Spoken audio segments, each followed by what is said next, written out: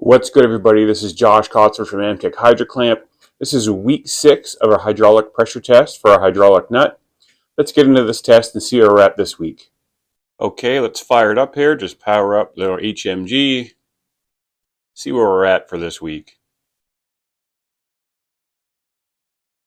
Okay, sitting around 6,097 PSI approximately. Pretty good. Now I've started a graph where I'm checking the weekly pressure and going to trend it over time. You can see we started around November 23rd.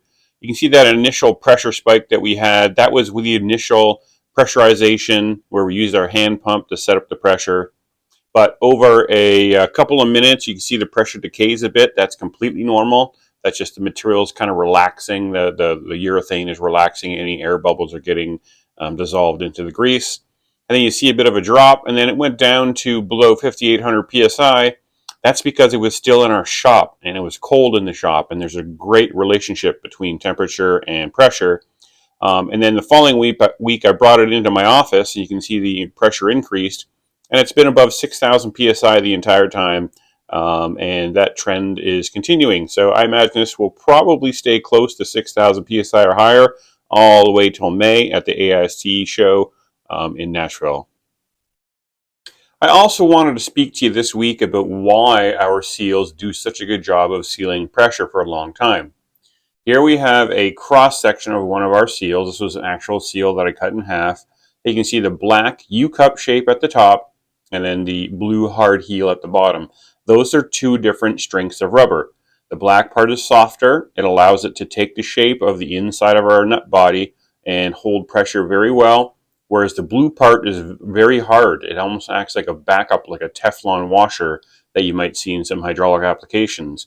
That prevents extrusion.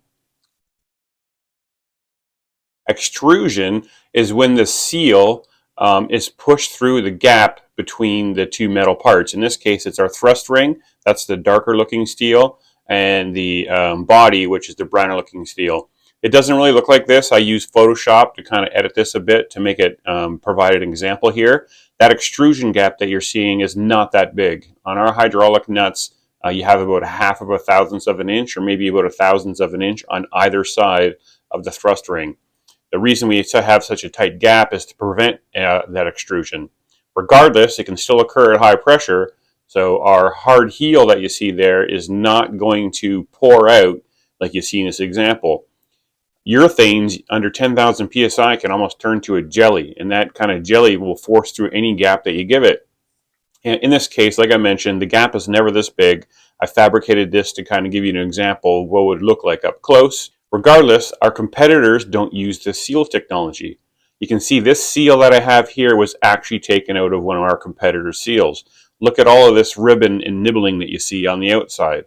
That was extrusion damage. This thing was subjected to high pressure, and rather than hold it within the nut, it started to weaken and deform outside the gap between the seal and the thrust ring. All right, that's it for this week. Join me next week and we'll see where this is at. I guarantee it's going to be over 6,000 PSI. Have a great day, everyone.